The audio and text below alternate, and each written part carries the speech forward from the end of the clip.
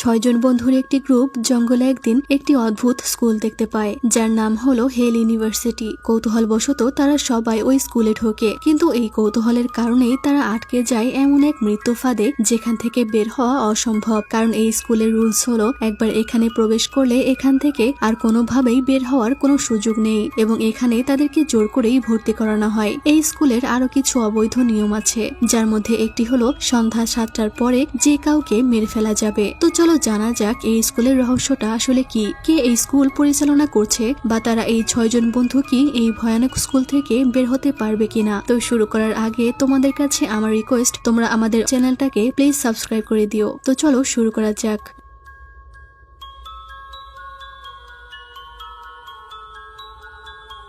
গল্পের শুরুতে আমরা একটি মেয়েকে খুব খারাপ অবস্থায় জঙ্গলের মধ্যে দৌড়াতে দেখি। সে অনেক ভয় পেয়েছিল, তার অবস্থা অনেক খারাপ ছিল। একটা গাছের গুড়ির সাথে লেগে সে পাথরের উপরে পড়ে যায় আর কান্না করতে থাকে। তখনই কেউ তার মুখ চেপে ধরে নিয়ে যায়। এরপর আমরা 6জন ছেলে মেয়ের একটি গ্রুপ দেখতে পাই। তারা জঙ্গলে কোনো একটা জায়গা খুঁজছিল। মিয়া নামের একটি মেয়ের হাতে পুরানো একটি ম্যাপ ছিল। আসলে তারা গুজবে শুনেছিল এই জায়গাটায় নাকি একটা স্কুল ছিল, কিন্তু স্কুলটা হঠাৎ করেই গায়েব হয়ে গেছে। আর তাই তারা কৌতূহলবশত সেই স্কুলটা খুঁজতে এসেছিল। তারা জায়গাটা খুঁজতে খুঁজতে হাঁপিয়ে উঠেছিল। তখন সেখানে ম্যাট নামের তাদের আরো একজন বন্ধু আসে। আর এরপরে সেখানে আমাদের ফিমেল লিড আসে, যার নাম হলো জেইন। সে বলে, আমরা কি পৌঁছে গেছি? আমি যখন প্ল্যান বানিয়েছিলাম তখন আমি জিপিএস ব্যবহার করেছিলাম, এইসব পুরনো ম্যাপ না। মিয়া বলে, ম্যাপটা অরিজিনাল আর তারা প্রায় পৌঁছেই গেছে। যাই হোক, এরপর তারা সামনে এগিয়ে যেতে থাকে। তখন জেইন বলে, আমরা আসলে যাচ্ছিটা কোথায়? ম্যাট বলে, আমাদের দি গ্রেট জেন ম্যাডাম এত ভয় কেন পাচ্ছে? তুমি তো সেই না যে আমাকে একটি ছেলে বিরক্ত করার কারণে তুমি তাকে কিক মেরেছিলে।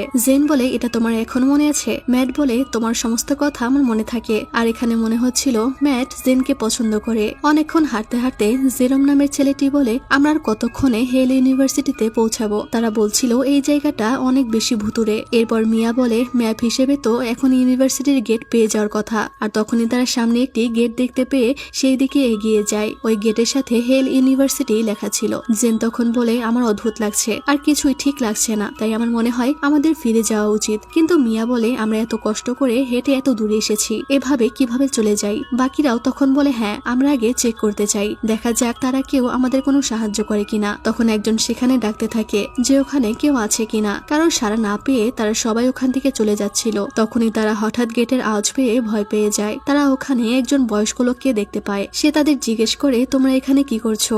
জেরম বলে, আপনি কি এখানকার কেয়ারটেকার? লোকটি অবাক হয়ে জিজ্ঞেস করে, তোমরা এই জায়গাটা খুঁজে পেলে কি করে? ম্যাট তখন বলে, আমরা সবাই আসলে পাহাড়ে হাইকিং করতে করতে হারিয়ে গিয়েছি, আর জঙ্গলের মাঝে এই পরিত্যক্ত স্কুলটা খুঁজে পেলাম। জেরম বলে, আপনাদের কাছে কি পানি পাওয়া যাবে? লোকটি তখন তাদের গেট খুলে দেয় আর সবাইকে ভেতরে আসতে বলে, আর বলে, তবে একটা কথা মনে রেখো, এটা কোনোভাবেই পরিত্যক্ত স্কুল নয়। একজন জিজ্ঞেস করে, তার মানে এখানে কি স্টুডেন্টরা আছে? সে তাদের কিছুই বলে না, শুধু ভেতরে যেতে বলে। কিন্তু জেন অনেক ভয় পাচ্ছিল ভেতরে যেতে। ম্যাট বলে, চলো তাড়াতাড়ি ভেতরে যাওয়া যাক, কারণ সূর্য ডোবার আগেই আবার আমাদেরকে বেরিয়ে পড়তে হবে। তাই তারা ভেতরে চলে যায়। আর যাওয়ার সময় লোকটি তাদেরকে বলে, মনে রেখো, এই ইউনিভার্সিটি 7টার পরেই চেঞ্জ হয়ে যায়, যেটার মানে তারা কিছুই বুঝতে পারে না। ভেতরে গেলে লোকটি বলে, তোমাদের এখন আগে রেজিস্টার করতে হবে। এটা শুনে ম্যাট বলে, আমরা শুধু হারিয়ে গিয়ে এখানে এসেছি, আমরা এখানে এনরোলমেন্ট করতে আসিনি। তখন জেরম মজা করে বলে, চলো রেজিস্টার করা যাক, আমরা যদি ক্লাস মিসও করি তবুও তারা আমাদের মা বাবাদেরকে বলবে না, এখানে আমরা মজা করব। আশেপাশের সব স্টুডেন্টরা তাদের দিকে অদ্ভুত ভাবে তাকিয়েছিল। তারা সবাই এইসব দেখে অনেক ভয় পাচ্ছিল। সব স্টুডেন্টরা তখন তাদের পিছু পিছু আসতে শুরু করে। এইসব দেখে তারা ভয় পেয়ে বলে, চলো বাড়িতে ফিরে যাওয়া যাক। তখনই তারা দেখে কিছু স্টুডেন্ট তাদের দিকে দৌড়ে আসছে, কিন্তু তারা দেখে তারা সবাই নিজেরা নিজেদের মধ্যেই লড়াই করছে। এইসব দেখে তারা ভয়ে চিৎকার করতে শুরু করে। লোকটি বলে, তারা মজা করছে, তাদেরকে সিরিয়াসলি নিও না। জেন বলে, এটা কি ধরনের মজা? কেউ তাদেরকে থামাচ্ছে না কেন? লোকটি বলে, তোমাদের সব প্রশ্নের উত্তর ভেতরে দেওয়া হবে। তারা দেখে সবাই শুধু বলছিল আমরা বাড়ি যেতে চাই। তারা অনেক আতঙ্কিত হয়ে যায়। আর জেরম বলতে থাকে, আমি টেনশনে আছি যে এখানে ওয়াইফাই আছে কিনা, মানে এখানে ওর যান বাঁচবে কিনা ঠিক নেই, ও ওয়াইফাই নিয়ে চিন্তা করছে। জেন তাকে জিজ্ঞেস করে, আপনি আমাদেরকে কোথায় নিয়ে যাচ্ছেন? লোকটি বলে, হেড মিস্ট্রেসের অফিসে, রেজিস্ট্রেশন প্রসেস সম্পর্কে সে তোমাদেরকে সব এক্সপ্লেন করবে। জেন বলে, আপনি কি আমাদের কথা বুঝতে পারছেন না? আমরা এখানে এনরোলমেন্ট করব না। এত কিছু দেখার পরেও কিভাবে ভাবলেন আমরা এটা করব? লোকটি তাদের কোনো কথা কানেই তোলে না। জেন সবাইকে নিয়ে ভাবতে ভাবতে থাকে যে কি হবে যদি তারা এখানে বিপদে পড়ে। সে নিজেকে শান্ত করে বলে যে করেই হোক আমাদেরকে এখান থেকে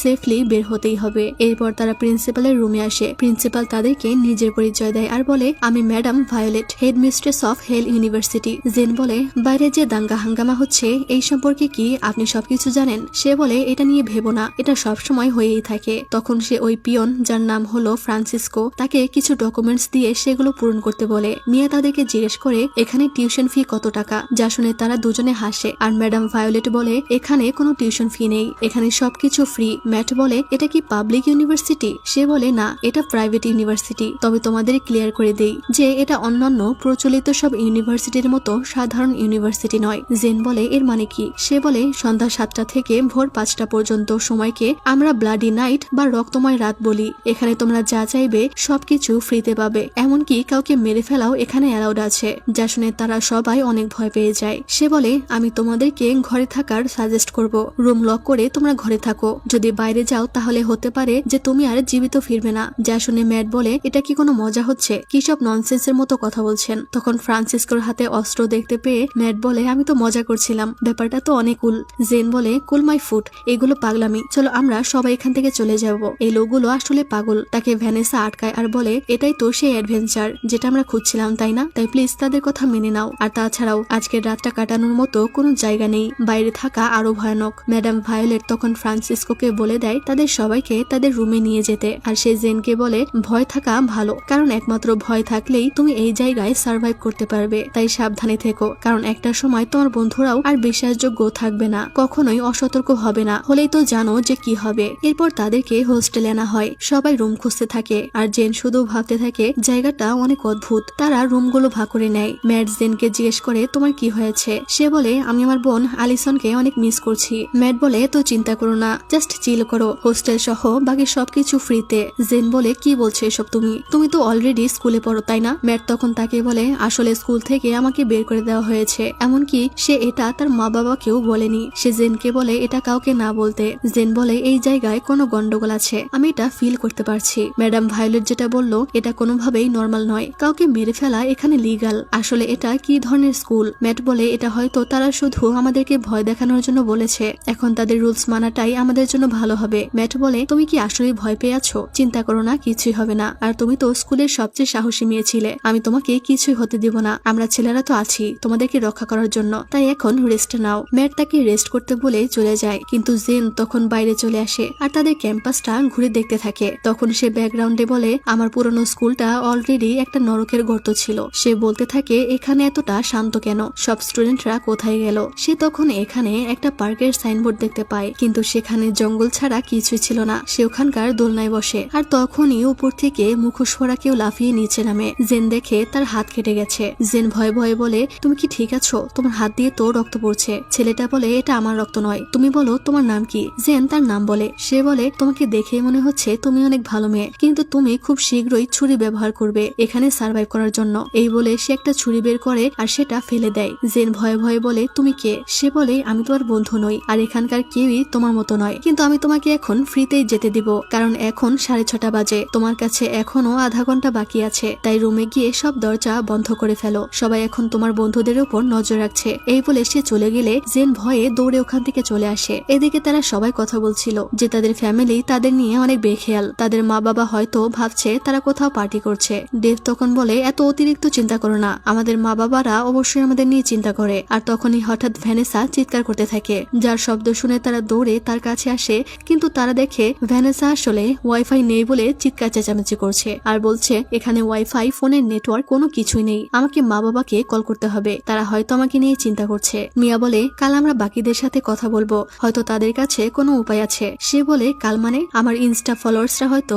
আমার জন্য ওয়েট করছে। সে মেকআপ বের করতে থাকলে মিয়া বলে এটা কি করছো? সে বলে সুন্দর দেখানো সবচেয়ে বেশি ইম্পর্টেন্ট, যদি আমি মারাও যাই তবুও সুন্দরভাবে মারা যাব, চিন্তা করো। তখনই সেখানে জেন চলে আসে আর বলে তার পার্কে একটি ছেলের সাথে দেখা হয়েছিল যার শরীরে রক্ত ছিল, সে তাদেরকে ওয়ার্নিং করেছে। সে বলে আমরা এখানে এসে অনেক বড় ভুল করে ফেলেছি, এটা কোনোভাবেই মজা নয়। তারা বলে সে হয়তো তোমার সাথে মজা করেছে। আর তখনই 7টা বেজে গেলে অ্যালার্ম বেজে ওঠে, অর্থাৎ ব্লাডি নাইট শুরু হয়ে গেছে। সবাই তাদের দিকে দৌড়ে আসতে থাকলে তারা তাড়াতাড়ি করে দরজাটা চেপে ধরে। বাইরে একজন আরেকজনকে কুপিয়ে হত্যা করছিল। দরজা লক করে করে তারা ওখানে একটি টেবিল ধরে রাখে। এইসব দেখে তারা অনেক ভয় পেতে থাকে। তারা সবাই কান্না করছিল। কিছুক্ষণ পর তারা চলে গেলে দেখা যায় বাইরের সেই ছেলেটা মরে পড়ে আছে। জেন বলে সকালে আমাদেরকে কোনো উপায় অবশ্যই বের করতে হবে। এরপর সকালে তারা ভায়োলেটের কাছে আসে আর তারা বলে তারা এই জায়গা থেকে চলে যেতে চায়। ভায়োলেট বলে কেন, তোমাদের কি সমস্যা? জেন বলে এই ইউনিভার্সিটি সম্পূর্ণভাবে ইল্লিগাল, সরকার কেন কোনো কিছু করছে না? সে বলে কারণ এই ইউনিভার্সিটি সরকার থেকে মুক্ত,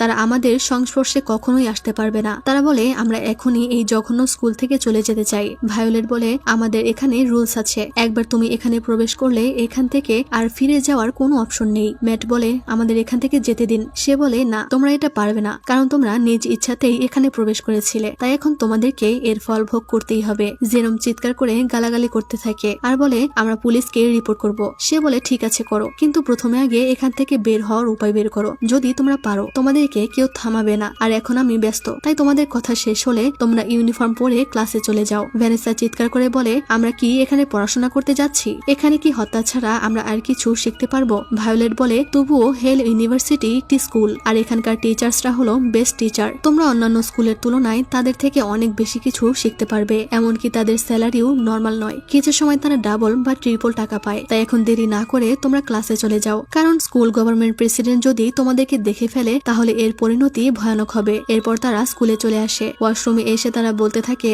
যে আমরা এখন এখান থেকে কিভাবে বের হব, আমরা কি আদৌ বের হতে পারবো? তখনই সেখানে একটি মেয়ে এসে হাজির হয় আর বলে তাহলে তোমরাই সেই নতুন স্টুডেন্ট। আর এই মেয়েটির নাম হলো নিকি। সে বলে কাল আমি শুনলাম যে 6টি ইঁদুর এখানে প্রবেশ করেছে। নিকি তখন বলে আমি তোমাদের একটা টিপস দিতে চাই, যদি কেউ তোমাদেরকে ধরার চেষ্টা করে তাহলে তোমরা তাদের হাত কেটে দিবে, কারণ এখানে দয়া করা মানেই বিলাসিতা। এমনকি এখানে সার্ভাইভ করতে কিছু সময় তো একজন আরেকজনকে কেটে খায়। তাই আমি যদি তুমি হতাম তাহলে একা একা চলতাম, কারণ কাউকে বিশ্বাস করা ঠিক নয়। ভ্যানেসা বলে আমাদেরকে নিয়ে তোমার চিন্তা করতে হবে না, আমরা এই জায়গা ছেড়ে চলে যাব। সে হেসে বলে তোমাদের কি মনে হয় তোমরা এই জায়গা ছেড়ে কখনো যেতে পারবে? ঠিক আছে, যখন কোনো রাস্তা বের করবে তখন তাহলে আমাকেও বলো। জেন বলে কেন, তুমিও কি জানো না এখান থেকে কিভাবে বের হতে হয়? সে বলে তারা কি তোমায় বলেনি যে একবার এখানে প্রবেশ করলে এখান থেকে বের হওয়া যায় না? এই বলে নিকি ওখান থেকে চলে যায়। এরপর একটি ক্লাসে জেন আর জেরোম আসে। তখন জেন সবাইকে দেখে অবাক হয়ে যায়, কারণ সবাই নর্মাল ছিল। এরপর সে নিকির পাশের সিটে গিয়ে বসে। তার পাশে আরেকটা মেয়ে ছিল যে ড্রয়িং করছিল। জেন তাকে বলে তুমি কি মাঙ্গা পছন্দ করো? যা শুনে সে অনেকটা রেগে যায়। জেন তখন বলে তুমি অনেক ভালো আর্ট করতে পারো। তখনই পেছনে দুইটা মেয়ের মধ্যে ফাইট শুরু হয়ে যায়, যা দেখে বাকিরা চিয়ার করতে থাকে। তখনই ক্লাসে টিচার প্রবেশ করে আর সবাইকে থামিয়ে দেয়। নতুন স্টুডেন্টদেরকে দেখে সে তাদেরকে ইন্ট্রোডিউস হতে বলে। তারা দুজন তাদের নাম বলে। জেরোম ইন্ট্রোডিউস হচ্ছিল তখনই সবাই তার দিকে কাগজ ছুটতে থাকে। টিচার তাদের আবারও থামিয়ে দেয় আর ক্লাস শুরু করে। সে তাদেরকে অমৃত সম্পর্কে পড়াচ্ছিল, যেটার মাধ্যমে মানুষ অমর হতে পারে, যেটা মৃত্যুকে ঠেকাতে পারে। বহু বছর ধরে মানুষ এই অমৃত খুঁজছে যেন মৃত্যুকে থামাতে পারে। এমনকি অনেকেই এটা খুঁজতে গিয়ে মারাও গিয়েছে, কিন্তু বহু বছর কাটার পরেও কেউ এটাতে সফল হতে পারেনি। আর ধীরে ধীরে মানুষ এই অমৃতের কথাটা ভুলেই গেছে। তখনই একটি মেয়ের চিৎকার শুনতে পেয়ে তারা সবাই ক্লাস থেকে বেরিয়ে আসে। এদিকে আমরা মিয়াকে দেখি, তার সাথে একটি ছেলের ধাক্কা লাগে। সে তখন দেখে ছেলেটির লাল চুল এবং সে কিছুক্ষণ পরেই সেখান থেকে গায়েব হয়ে যায়। তখনই মিয়া মাঠের মধ্যে একটা ঝুলন্ত লাশ দেখতে পেয়ে জোরে চিৎকার করতে থাকে। এদিকে জেন এই চিৎকার শুনে জেরোমকে বলে এটা তো মিয়ার কণ্ঠ। এদিকে আমরা দেখি মিয়া সেই লাশ দেখে ভয়ে চিৎকার করছিল। তখন জেন একটি মেয়ের থেকে জানতে পারে এই স্কুলে আসলে দুইটা পাওয়ারফুল গ্যাং আছে, একটার নাম হলো ব্ল্যাক গ্যাং, আরেকটার নাম হলো ডেভিল গড। মেয়েটি বলে এই কাজটা ব্ল্যাক গ্যাং এর কাজ, কারণ তার গলার মধ্যে পেরেক ঢোকানো হয়েছে, যেটা তাদের চিহ্ন। আর এখন হয়তো ভয়াবহ যুদ্ধ আসতে যাচ্ছে, কারণ এই ছেলেটা হলো রেস সিলভানিয়ার একমাত্র ছোট ভাই। জেন বলে রেস সিলভানিয়াটা কে? সে বলে ডেভিল গডের লিডার। আর এখন এই দুই দলের মাঝে আবারও ভয়ানক যুদ্ধ বাঁধতে যাচ্ছে, তোমরা তাদের থেকে দূরেই থেকো। তখনই সেখানে একটি ছেলে এসে সবাইকে ক্লাসে চলে যেতে বলে, আর ছেলেটা অদ্ভুতভাবে জেনের দিকে তাকিয়ে থাকে। এরপর ক্লাসে একজন টিচার কিছুটা লেট করে আসে। তখন নিকি তাকে বলে আপনি লেট করে ফেলেছেন, আর আপনি কি জানেন না সুপ্রিম ওইসব মানুষদেরকে ঘৃণা করে যারা লেট করে। জেন মনে মনে বলে এই মেয়েটা কে, আর এত অ্যাটিটিউড কেন দেখায়, আর এই সুপ্রিমটাই বা কে? টিচার নিকিকে সরি বলে ক্লাস শুরু করে, কিন্তু নিকি শুধু জেনের দিকেই অদ্ভুতভাবে তাকিয়ে থাকে আর জিজ্ঞেস করে তুমি কি সবকিছু জানো? জেন মনে মনে বলে এই মেয়েটা আসলে কিসের কথা বলছে, সে আমাকে একা কেন ছাড়ছে না? জেন চুপ করে থাকলে সে তার গাল ধরে বলে তোমাকে আমি জিজ্ঞেস করেছি তুমি সবকিছু জানো কিনা? সে বলে না আমি কিছু জানি না, কিন্তু আমি নিজে নিজেই সবকিছু জেনে নিব, আমার তোমার কোনো কিছুরই প্রয়োজন নেই। যা শুনে সে হাসে আর বলে কিন্তু মনে হচ্ছে তোমার কৌতূহল তোমাকে মেরেই ফেলবে, তবে যদি তুমি তুমি সত্যিটা জানতে চাও তাহলে এটা তোমাকে বের করতে হবে, অথবা তোমার কাছে আরেকটা সহজ উপায় আছে, সেটা হলো রুলস ব্রেক করতে হবে। সে বলে তুমি আমাকে একা ছেড়ে দাও, যদি আমার কোনো ব্যাপারে কৌতূহল থাকে সেটা আমি নিজে খুঁজে বের করব। নিকি হেসে তার মুখের চুইনগামটা তার দিকে ছুড়ে দেয় আর বলে তুমি যদি তাড়াতাড়ি মরতে না চাও তাহলে চুপচাপ রুলস মেনে নাও আর মুখ বন্ধ রাখো। জেন বলে তুমি আসলে কে? নিকি বলে আমি এখানকার বড় কুকুরগুলোর মধ্যে একজন, কেউ আমার সাথে এইভাবে কথা বলার সাহস পায় না যেভাবে তুমি বলছো। এই বলে সে কলম দিয়ে তার হাতে আঘাত করতে গেলে জেন তার হাত সরিয়ে নেয়। নিকি বলে কিন্তু তোমার সাহসের প্রশংসা করতেই হয়, তাই তো তোমার প্রতি আমার অ্যাটেনশন আছে। জেন মনে মনে বলে এই মেয়েটা আসলে আমাকে টেস্ট করছে, কিন্তু আমার সত্যি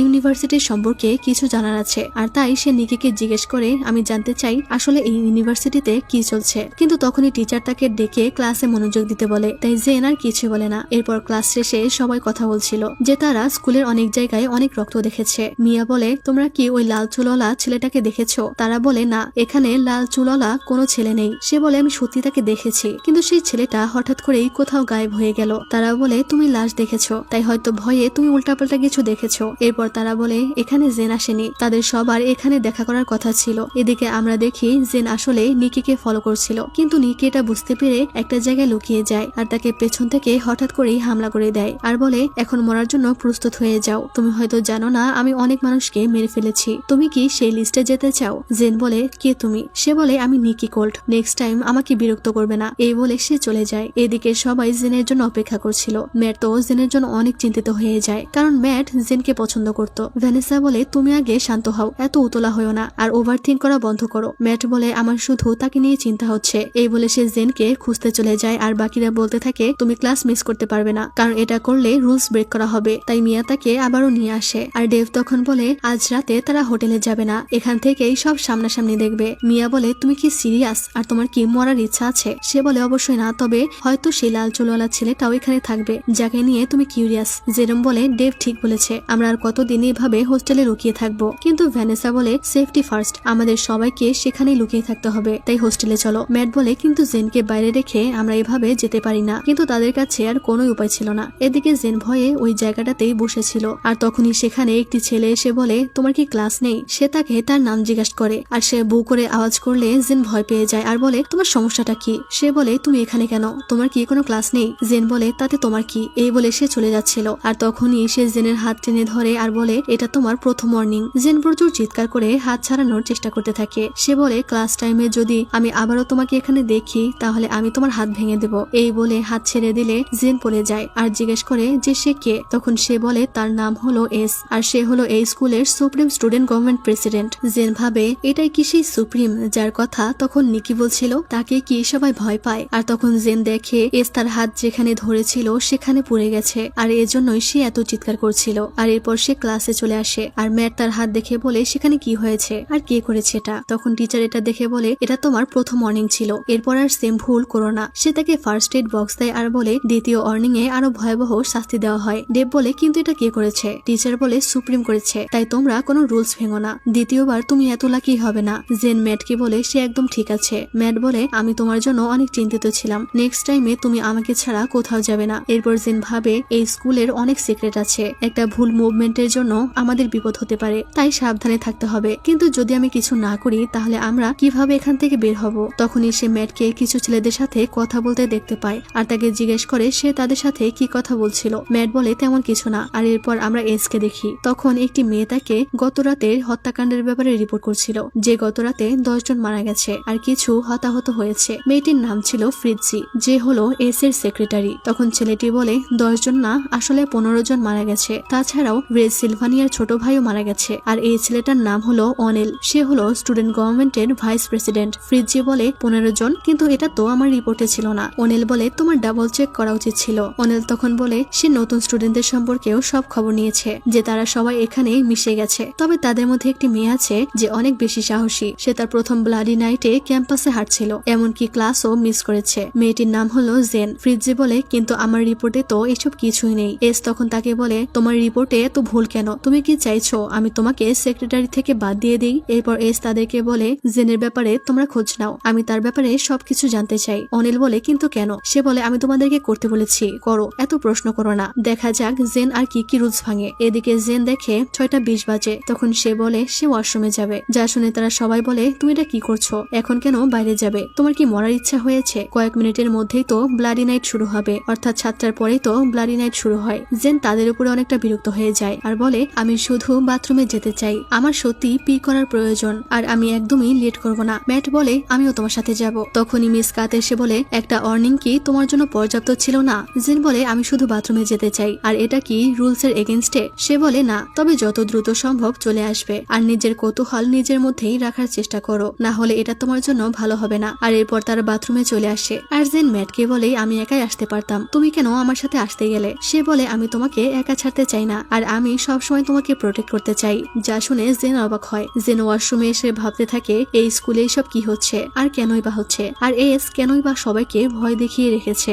বা স্কুলটাই কে তৈরি করলো? এইসব ভেবে তার মাথা ঘুরতে থাকে আর তার নিকির কথাগুলো মনে পড়ে যে তোমার কিউরিসিটি তোমাকে মেরে ফেলবে, তুমি যদি সত্যিটা জানতে চাও তাহলে এটা তোমাকেই বের করতে হবে অথবা তোমাকে রুলস ব্রেক করতে হবে। এটা মনে পড়তেই সে ভাবে ব্লাডি নাইট শুরু হওয়ার আগে সে চলে যাবে নাকি এখানেই থাকবে, আর সেটা যদি করে তাহলে তার সাথে কি হবে। আর এসব ভাবতে ভাবতেই 7টা বেজে যায় এবং ব্লাডি নাইট শুরু হয়ে যায়। আর এই অ্যালার্ম শুনে সে অনেক ভয় পেয়ে যায়। বাইরে বেরিয়ে সে ম্যাটকে খুঁজতে থাকে, তখনই ম্যাট তাকে চেপে ধরে লুকিয়ে রাখে আর সেখানে কালো মাস্ক পরা কিছু ছেলে চলে আসে। তখন তারা দুজন সেখান থেকে দৌড়ে পালিয়ে যাওয়ার সময় তারা তাদেরকে দেখতে পেয়ে তাদের পিছু করে। কোন রকমে তারা বক্স ফেলে বাইরে বেরিয়ে দরজা লাগিয়ে দেয়, কিন্তু তখনই সেখানে আরো একটি দল চলে আসে তাদের উপর হামলা করার জন্য। তারা তখন দৌড়ে ওখান থেকে পালিয়ে যায়, কিন্তু সামনে আরো অনেকেই তাদের উপরে হামলা করতে থাকে আর তারা দুজনেই তাদের থেকে বাঁচার চেষ্টা করতে থাকে। দুজনেই সবাইকে মেরে পালিয়ে যাচ্ছিল। তখনই তাদেরকে ধরতে আসলে তারা তাদের সাথে ফাইট করতে থাকে, কিন্তু তখন একটি ছেলে ম্যাটের পায়ে পেরেক দিয়ে আঘাত করে, কিন্তু তবুও তারা সেখান থেকে পালাতে থাকে। তারা সবাই তাদের ধাওয়া করতে থাকে। ম্যাট আর জেন একটা জায়গায় লুকিয়ে যায়। তখন জেন তাকে বলে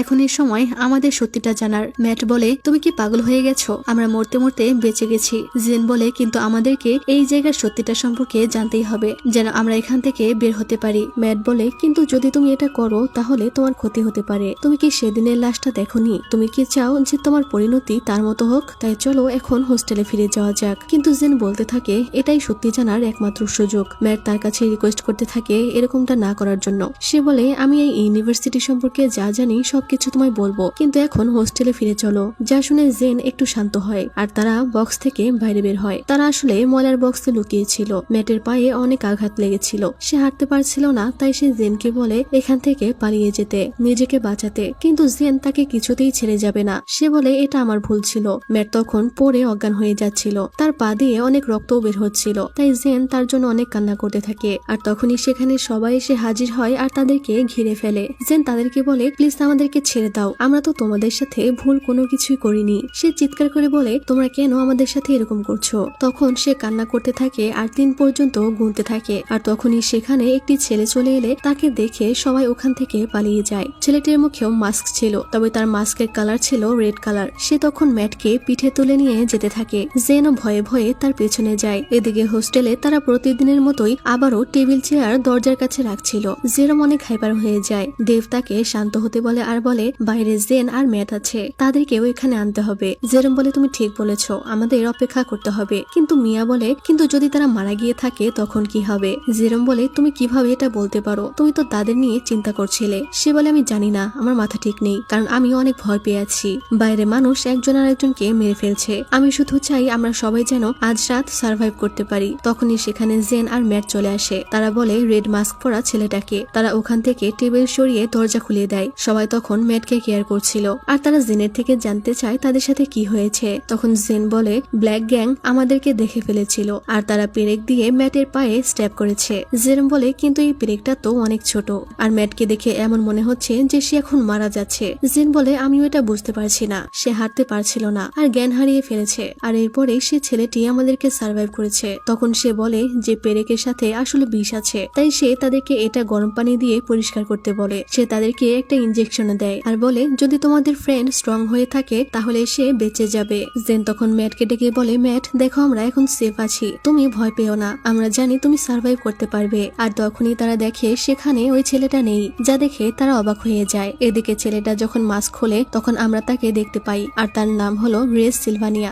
যে আসলে ডেমন গড গ্যাং এর লিডার ছিল, আর তার বাম চোখটা লাল ছিল। এরপর জেন তাদের সবাইকে সরি বলে আর তারা সবাই ক্লাসে চলে যায়। আর তখনই ম্যাটের জ্ঞান ফিরে আসলে জেন অনেক খুশি হয়ে যায়। এরপর ম্যাট খাবার খাচ্ছিল, তখন সে হঠাৎ করেই অনেকগুলো মরিচ কামড়ে খেতে থাকে, যা দেখে জেন বলে পয়জনের জন্য কি তুমি পাগল হয়ে গেলে? ম্যাট বলে না, এটা আমার শরীর শুদ্ধ করবে বিষ থেকে। জেন তখন রেগে তাকে মারতে থাকে। তারা দুজন ফাইট শুরু করে দেয় আর তখন ম্যাট তাকে ধন্যবাদ জানায় বিপদের মুখেও তাকে একা ছেড়ে না দেওয়ার জন্য। জেন তখন তাকে সরি বলতে থাকে, তার জন্যই ম্যাটের বিপদ হতে পারত। তখন ম্যাট বলে আমি ওই ছেলেটাকে অজ্ঞান হওয়ার কিছুক্ষণ আগে দেখেছিলাম। জেন বলে তার মাস্কটা অন্যদের থেকে আলাদা ছিল, তারা সবাই ব্ল্যাক কালার পরেছে আর সে রেড কালার পরেছিল। ম্যাট বলে তারা যদি ব্ল্যাক গ্যাং হয় তাহলে আমি শিওর যে ছেলেটা আমাদেরকে বাঁচিয়েছে সে ডেমন গড গ্যাং এর। অজ্ঞান হওয়ার আগে আমি লাল মাস্ক পরা ছেলেটাকে দেখেছিলাম, সবাই তাকে দেখে ভয় কাঁপছিল। হয়তো সে কোনো সাধারণ গ্যাং মেম্বার নয়, হয়তো সে রেস সিলভানিয়া, যে ডেমন গড গ্যাং এর লিডার। জেন বলে কিন্তু আমাদেরকে সাহায্য কেন করলো সে?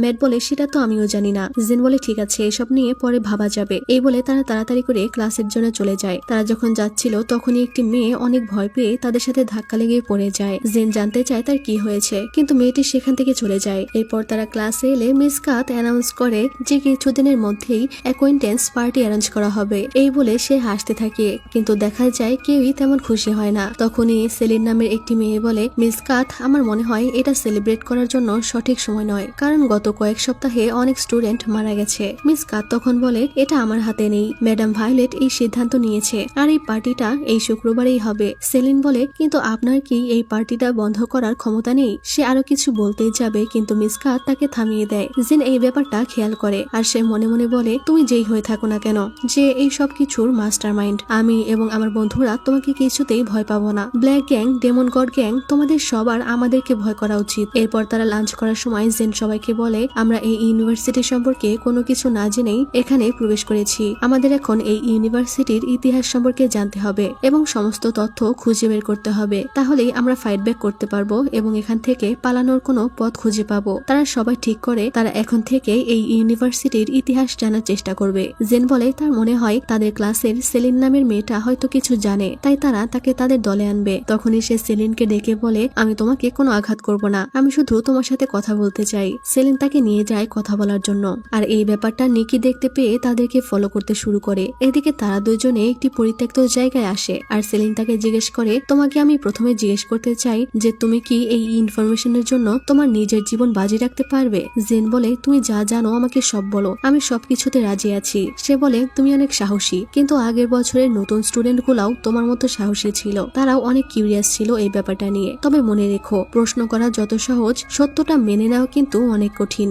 জেন বলে আমি তবুও সব জানতে রাজি। তখন সেলিন বলতে থাকে, সে বলে হেল ইউনিভার্সিটির নাম আগে ফিলিপাইন হাই ইউনিভার্সিটি ছিল, শুধুমাত্র ধনী এবং পাওয়ারফুল স্টুডেন্টরাই এখানে পড়াশোনা করতে পারত। কিন্তু সবকিছু চেঞ্জ হয়ে যায় যখন ফাউন্ডার ডক্টর কুইজন তার মেমোরি হারিয়ে ফেলে। সে অনেক ভালো একজন নামকরা সায়েন্টিস্ট ছিল, কিন্তু সে তার রিসার্চের জন্য এই স্কুলের উচ্চ টিউশন ফি কাজে লাগাতো। ধীরে ধীরে সে তার মনুষ্যত্ব হারিয়ে ফেলে। সে তার রিসার্চ নিয়ে এতটাই অবসেসড হয়ে যায় যে স্কুলের স্টুডেন্টদেরকে সে ব্যবহার করতে শুরু করে। সে একটা ফর্মুলা বানানোর চেষ্টা করছিল, অমরত্বের ওষুধ বানানোর চেষ্টা করছিলেন তিনি, কিন্তু একদিন হঠাৎ করেই এই স্কুলের সমস্ত এক্সিট ব্লক করে দেওয়া হয়। বাইরে যাওয়ার আর কোনো পথই রাখা হয় না এবং আমাদের এই ইউনিভার্সিটিকে পুরো ফিলিপাইন শহর থেকে গায়েব করে দেওয়া হয়। আমি জানি না তারা এটা কিভাবে করেছে, কিন্তু আমাদেরকে আর কেউই খুঁজে পায়নি, আমাদের মা বাবাও না, কারণ কারোরই কোনো কিছু করার ক্ষমতা ছিল না। আমিও ওইসব স্টুডেন্টদের মধ্যে একজন যারা প্রথমবারের মতো এই জাহান্নামে ফেসে গিয়েছিল। আমরা একটা গোপন জগতের মধ্যে আটকে গেছি। সে আমাদের সবাইকে তার এক্সপেরিমেন্টের কাজে ব্যবহার করেছে, যার ফলে একজন আরেকজনকে মেরে ফেলতে শুরু করে। কেউ আত্মরক্ষার জন্য লড়াই করে, আবার কেউ বিদ্রোহ করে, কিন্তু সবাই এইভাবে নিজেদের রাগ বের করতে শুরু করে। এই ব্যাপারটা ছড়িয়ে যেতে একদমই সময় নেয়নি, আর এত হত্যা আর রক্তপাতের পর ধীরে ধীরে ফিলিপাইন ইউনিভার্সিটি হেল ইউনিভার্সিটিতে পরিণত হয়। আর এভাবেই দুইটা দল এখানে তৈরি হয়, যেটার ব্যাপারে তোমরা জানো। আমরা শুনেছিলাম ডক্টর কুইজন তার ফর্মুলা তৈরি করতে সফল হয়েছিল, কিন্তু সে এটা নিজের উপর অ্যাপ্লাই করার আগেই মারা যায়। কিন্তু আমরা শুনেছি যে সেই ফর্মুলাটা একটা স্টুডেন্ট খুঁজে পেয়েছিল, আর ওই স্টুডেন্ট এখনো হেল ইউনিভার্সিটিতেই আছে। আর এই কারণেই তারা এই জায়গাটা পুরো পৃথিবীর কাছ থেকে আড়াল করে ফেলেছে। বাইরের জগতের অনেক ফোর্স এবং সংস্থা এই ইউনিভার্সিটি আর স্টুডেন্টদেরকে এখনো খুঁজে যাচ্ছে, কারণ তারা শুধুমাত্র ওই ফর্মুলাটা পাওয়ার জন্য পাগল হয়ে আছে। আর এটাই হলো হেল ইউনিভার্সিটির সিক্রেট, যে কেন এখান থেকে কাউকে বাইরে যেতে দেওয়া হয় না। তারা বিশ্বাস করে সেই স্টুডেন্ট এখনো এখানেই আছে, আর এটা যে কেউ হতে পারে। হঠাৎ করেই সেলিন অন্যরকম হয়ে যায় আর বলে কিন্তু সেই ব্যক্তির জীবন বিপদে আছে, যা শুনে জেন অবাক হয়ে যায়। সে বলে ছেলেটি কে সেটা তারা জানলেই তাকে মেরে ফেলবে, কিন্তু তুমি কি জানো সেই স্টুডেন্টটা কে? এই বলে সে হাসতে শুরু করে আর বলে তুমি আর কখনোই এখান থেকে বের হতে পারবে না, কারণ তুমি হেল ইউনিভার্সিটির সিক্রেট জেনে গেছো, তুমি এখন এখানেই মরবে। এই বলে সে হেসে ওখান থেকে চলে যায়। জেন এইসব দেখে অনেক অবাক হয়ে যায়। জেন মনে মনে বলে এজন্যই ইনফরমেশনকে বড় অস্ত্র বলা হয়, কিন্তু এখন আমার কি করা উচিত? আমি কি বাকিদেরকে এইসব কিছু বলে দিব? কিন্তু হঠাৎই নিকি তাকে ধরে বলে তোমার কি সেলিনের গল্প পছন্দ হয়েছে? কিন্তু এটা তো শুধুমাত্র গল্পের অর্ধেক, এখনো তুমি পুরোটা জানো না, তবে তুমি এসবে নাক গলিয়েছো তাই তুমি সবার আগে মরবে। এরপর জেন ফিরে এসে দেখে সবাই ভয় পেয়ে বসে আছে। কি হয়েছে জানতে চাইলে ভ্যানেসা বলে লাইব্রেরিয়ান মিস লিওনোরা আমাদেরকে বলেছে আমরা যে তথ্য খুঁজছি সেটার শাস্তি হলো চিরতরে এখানে আটকে যাওয়া। সে তাদেরকে একটি কাগজ দেয় এবং কোনো কিছু খুঁজতে নিষেধ করে দেয় এবং এখান থেকে পালিয়ে যেতে বলে। তারা বলে কিন্তু কিভাবে পালাবো? সে বলে তাদেরকে র্যাঙ্ক বাড়াতে হবে। এটা শুনে সবাই বলে কিসের র্যাঙ্ক? ক্লাসের। মিয়া বলে শুধুমাত্র ক্লাসরুমের না, পুরো হেল ইউনিভার্সিটির টপ 10 র্যাঙ্কিং এ যেতে হবে। আর এটাই হলো সেই লিস্ট। বর্তমানে রেসিলভানিয়া টপ র্যাঙ্কিং এ আছে। তারা সেখানে 10 জন টপ র্যাঙ্কিং এর স্টুডেন্টদের নাম দেখতে পায়। 3 নম্বরে তারা নাজের নামের একটি নাম দেখে বলে হয়তো নাজের ব্ল্যাক গ্যাং এর লিডার। তখন ভ্যানিসা বলে কিন্তু একটা ব্যাপার ক্লিয়ার, যে আমরা যদি হেল ইউনিভার্সিটি সম্পর্কে আরো কিছু জানার চেষ্টা করি তাহলে আমরা আরো বেশি বিপদে পড়ব, কিন্তু আমরা যদি র্যাঙ্কিং এ যাওয়ার চেষ্টা করি আমাদের এতে কোনোই ক্ষতি হবে না। আমাদের শুধু ভালো স্টুডেন্ট হতে হবে আর টপ 10 এ জায়গা করে নিতে হবে, তাহলেই আমরা এখান থেকে বের হতে পারবো। মিয়া জেনকে জিজ্ঞেস করে সেলিন তাকে কি বলল, কিন্তু জেন তাদেরকে এসব কিছুই বলে না, কারণ সে তার বন্ধুদেরকে বিপদে ফেলতে চাইছিল না। আর এরপর অ্যাকোয়েন্টেন্স পার্টির পোস্টার নিয়ে দুটো ছেলে মারামারি বাঁধিয়ে দেয়, কিন্তু প্রিন্সিপাল সেটা দেখেও তাদের কিছু বলে না। তখনই সেখানে এসে তাকে থামিয়ে দেয়। তখন প্রিন্সিপাল স্টেজে উঠে সবার উদ্দেশ্যে বলে শুক্রবারের মধ্যে ডেকোরেশন কমপ্লিট হয়ে যাবে আর এই ইভেন্টটা হবে একটা ম্যাসকুরেড, অর্থাৎ ছদ্মবেশে আসতে হবে। সে বলে তাই সবাইকে অবশ্যই মাস্ক পরতে হবে, কিন্তু কেউ কালো অথবা লাল রঙের মাস্ক ব্যবহার করতে পারবে না, কারণ ডেমন গড গ্যাং আর ব্ল্যাক গ্যাং এই কালারের মাস্ক পরে। যারা গ্যাং এর বাইরে তারা এই কালার পরতে পারবে না। আর ওই দিন রাতে ব্লাডি নাইট বন্ধ ঘোষণা করা হবে। সেদিন কাউকে হত্যা করা নিষেধ। কেউ যদি এই রুলস ভাঙে তাকে মৃত্যুদণ্ড শাস্তি দেওয়া হবে। সে তখন এসকে ডাকে বাকি অ্যানাউন্সমেন্টের জন্য। এস সবাইকে বলে সে ওই দিন ইভেন্টে অংশগ্রহণ করবে না, কিন্তু সবাইকে সে সাবধান করে বলে আমি তোমাদের সবার ওপর নজর রাখবো। এরপর জেন স্কুলের দেওয়ালে একটা নোটিশ দেখতে পায় যেখানে লেখা ছিল স্টুডেন্ট গভর্নমেন্ট প্রেসিডেন্টের সেক্রেটারি পজিশন নিয়োগ দেওয়া হবে, মানে ফ্রিৎজিকে এস তার সেক্রেটারি পজিশন থেকে বাদ দিয়ে দিবে। আর তখনই সেখানে ফ্রিৎজি এসে তার পাইপাড়া দিয়ে ঝগড়া শুরু করে দেয় আর বলে তুমি আমার পথ কেন আটকে আছো? আমি হলাম এখানকার সুপ্রিমের secretary miss, I don't care তোমার নাম। জেন বলে কিন্তু তুমি ফর্মার সেক্রেটারি, তুমি কি পড়তে পারো না? ফ্রিৎজি বলে এটা জাস্ট একটা কাগজ, আমি এখনো আমার পজিশন হারাইনি। জেন হেসে বলে তোমাকে অলরেডি তোমার পজিশন থেকে লাথি মেরে সরিয়ে দেওয়া হয়েছে, তাই তো নোটিশ দেওয়া হয়েছে মিস, আই ডোন্ট কেয়ার তোমার নাম। জেন একইভাবে কথাটা ফ্রিৎজিকে বলে আর বলে হয়তো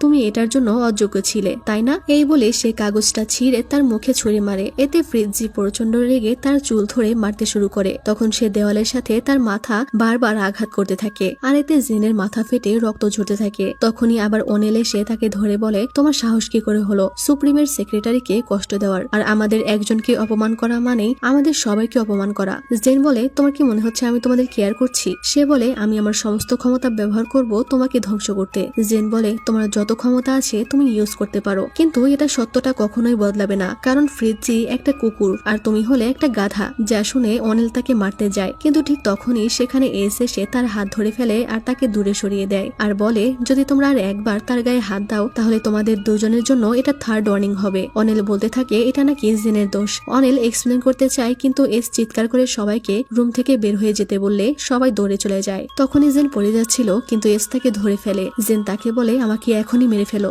এস বলে এখনই নয়, আগে তোমাকে সুস্থ হতে হবে। সে তাকে কোলে নিয়ে বলে কারণ তুমি হলে সেই টাইপের মানুষ যে আমার সেক্রেটারি হওয়ার যোগ্য, তাই তোমার তাড়াতাড়ি চিকিৎসা দরকার। এরপর সে তাকে মেডিকেল রুমে নিয়ে আসে আর নার্সকে বলে আমি আমার সেক্রেটারির কপালে কোনো ধরনের দাগ দেখতে চাই না। এই বলে সে চলে যাচ্ছিল। তখন জেন তাকে ডেকে বলে আমি এখনো সেক্রেটারি পজিশনের জন্য হ্যাঁ বলিনি। এস তাকে ইগনোর করে চলে যায়, মানে সে রাজি না হলেও তাকে তার সেক্রেটারি হতেই হবে। পর অনেকক্ষণ ঘুমানোর পর জেন জেগে দেখে তার ফ্রেন্ডরা তার পাশে বসে আছে। তখন তারা তাকে জিজ্ঞেস করে কেন সুপ্রিম তার সাথে এটা করলো। জেন বলে সুপ্রিম করেছে মানে? তারা বলে হ্যাঁ, পুরো স্কুল এটার ব্যাপারে জানে, অনেকে তো দেখেওছে যে সুপ্রিম তোমার সাথে এটা করেছে। জেন বলে তোমরা কি তাদের কথা বিশ্বাস করবে নাকি আমাকে বিশ্বাস করবে? অনিল আমাকে মারতে যাচ্ছিল কারণ আমার তার কুকুর অপুর গার্লফ্রেন্ডের সাথে ঝগড়া বেঁধেছিল, আর তখনই সুপ্রিম আমাকে এসে বাঁচায়। যদি সে আমাকে এখানে না নিয়ে আসতো তাহলে আমার সাথে অনেক খারাপ কিছু হতো। তখনই সেখানে অনিল এসে তার সামনে হাঁটু গেড়ে বসে ক্ষমা চেতে থাকে, যা দেখে তো সবাই হতবাক হয়ে যায়। সে প্রচন্ড অনুরোধ করতে থাকে তাকে যেন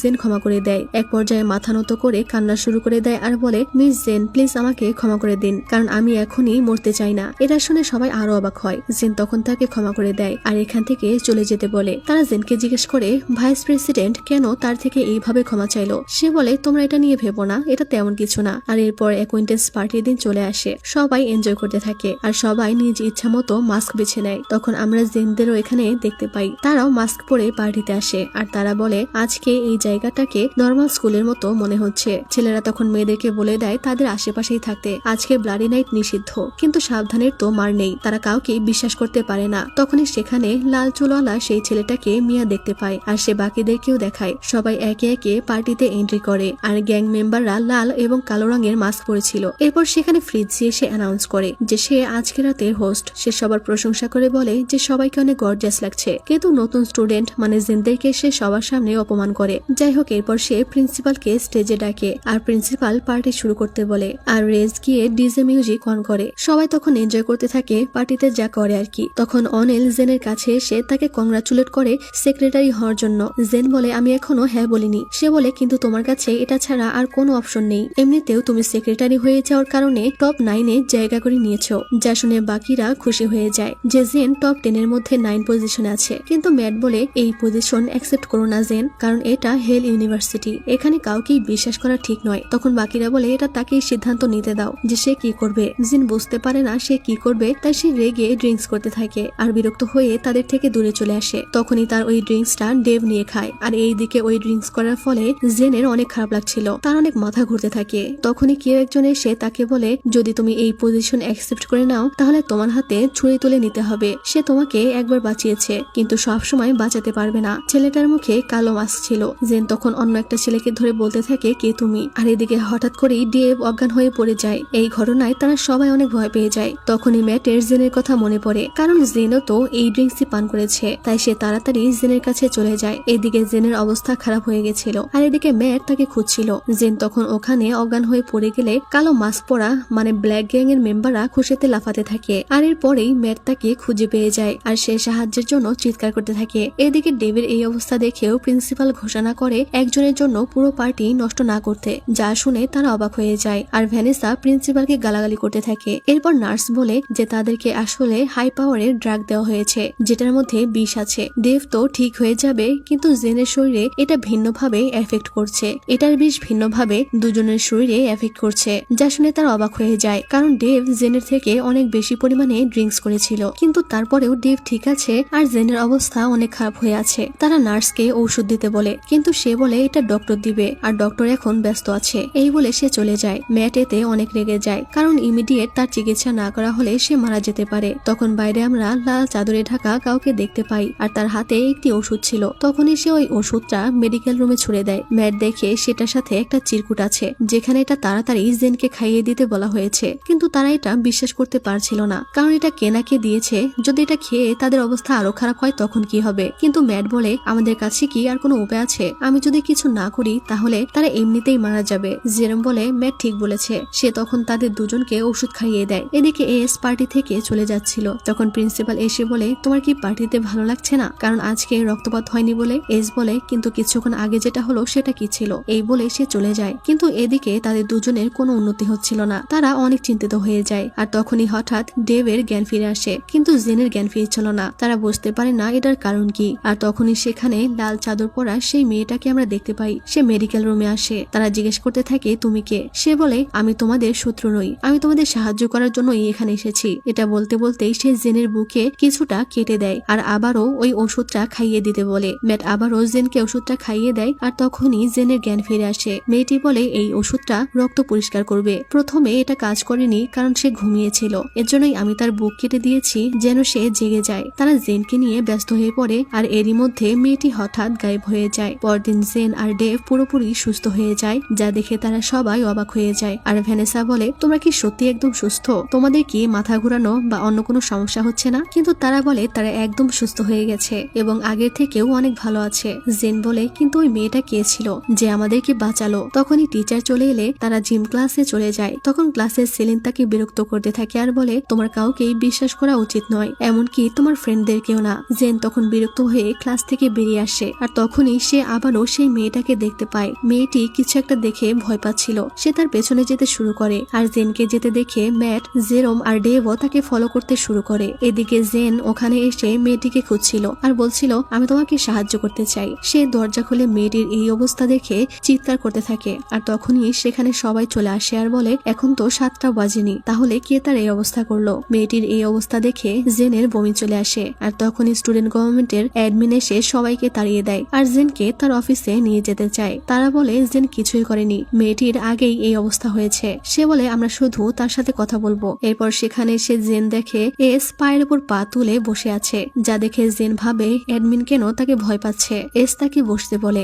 জেন তাকে সরাসরি বলে যদি এটা ওই মেয়েটার ব্যাপারে হয়ে থাকে তাহলে আমি বলতে চাই আমি এটার সাথে ইনভলভ নই। এস বলে তুমি অনেক রুড, আর তুমি কি ভুলে যাচ্ছ যে তুমি এসএসজি প্রেসিডেন্টের সামনে বসে আছো? যাই হোক, আমি তোমার ব্যাপারে বলার জন্যই ডেকেছি, তোমার এসএসজি সেক্রেটারি পজিশনের ব্যাপারে। জেন বলে আমি কতবার বলবো যে আমি এই পজিশনের ব্যাপারে ইন্টারেস্টেড নই। এস বলে আমি তোমার মতামত চাইনি, আমি তোমাকে পিক করেছি এই জবের জন্য, তাই তোমাকে এটা করতেই হবে। সে বলে আমি এটা করতে চাই না। এস বলে তুমি হয়তো জানো না যে এসএসজি সেক্রেটারি হলে তুমি কতগুলো সুযোগ সুবিধা পাবে, এটাতে তোমার অনেক বেনিফিট আছে, তুমি সবকিছু জানতে পারবে। একবার তুমি এই পজিশন পেয়ে গেলে তুমি সবাইকে কন্ট্রোল করার ক্ষমতা পাবে এবং মানুষ তোমাকে ভয় পেতে শুরু করবে। জেন তখন বলে আমি এটা ভেবে দেখবো। তখন এস তাকে জিজ্ঞেস করে তুমি এখন কেমন আছো?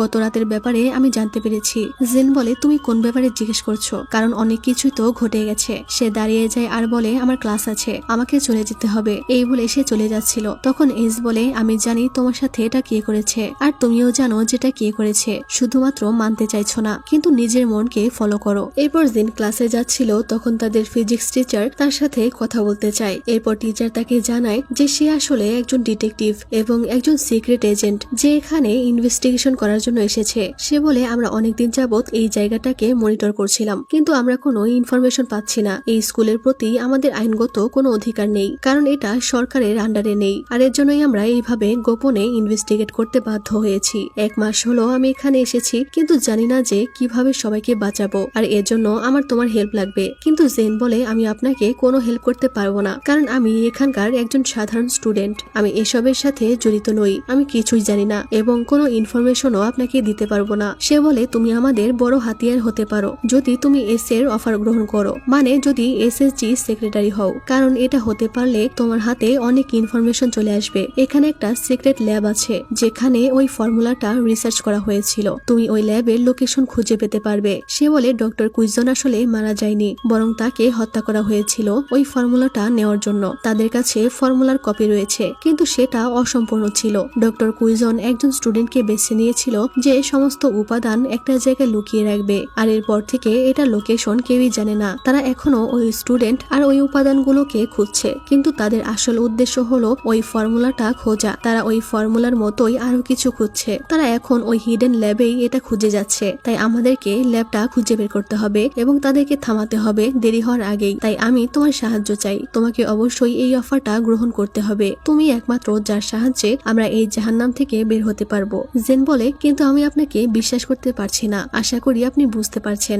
এরপর ফিরে এলে ভ্যানেসা বলে তুমি এতক্ষণ কোথায় ছিলে? তারা নিয়ে যাওয়ার পর তোমাকে কি বললো? তারা কি তোমায় টর্চার করেছে বা আঘাত করেছে? ভ্যানেসার কথা শুনে সে অনেকটা অবাক হয়ে যায় আর বলে না, তারা আমাকে টর্চার করেনি। আর এরপর সে এখান থেকে বের হওয়ার উপায় খুঁজছিল, তাই সে বই পড়তে শুরু করে। ম্যাট বলে এটা করা বোকামি, কারণ এখান থেকে বের হওয়ার কোনো উপায় নেই, যদি থাকতো তাহলে আমরা এতদিন খুঁজে পেতাম। জেন বলে তাহলে কি আমরা হার মানবো? ম্যাট বলে না, কারণ আমরা প্রমিস করেছিলাম যে আমরা সবাই এখান থেকে একসাথে বের হব। একমাত্র ম্যাটই আছে যাকে সে মন থেকে বিশ্বাস করতে পারে। সে তার হাত ধরে ম্যাটকে ধন্যবাদ জানায় তাদের পাশে থাকার জন্য। ম্যাট তখন বলে তুমি যে কোনো সমস্যায় পড়ো বা তোমার যে কোনো প্ল্যান থাকুক না কেন, আমি সবসময় তোমার পাশেই আছি। আমি প্রমিস করছি আমি কখনোই তোমাকে ছেড়ে যাব না। যা শুনে জেন খুশি হয়ে যায় আর ম্যাট তার হাতে একটা কিস করে, কিন্তু তখনই র্যাক থেকে সব বইগুলো পড়ে যেতে থাকে। আমরা দেখি এস সেখানে ছিল আর এসব দেখে সে অনেক রেগে গেছিল, মানে হতে পারে সে জেনকে পছন্দ করতে শুরু করেছে। এস ওখান থেকে চলে যায় আর তারা বলতে থাকে এটা কি ভূমিকম্প ছিল?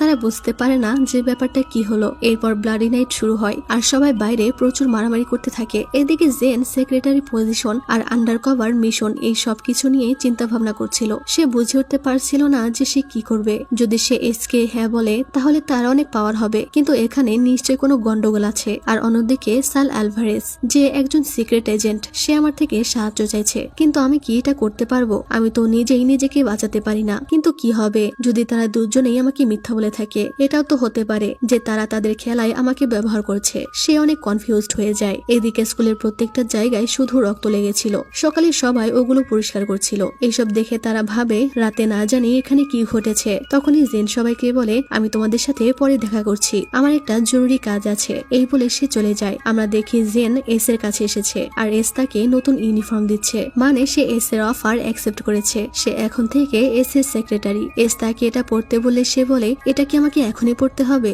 এস বলে হ্যাঁ। সে ড্রেসটা নিয়ে চলে যাচ্ছিল। তখন এস বলে, তুমি কোথায় যাচ্ছ?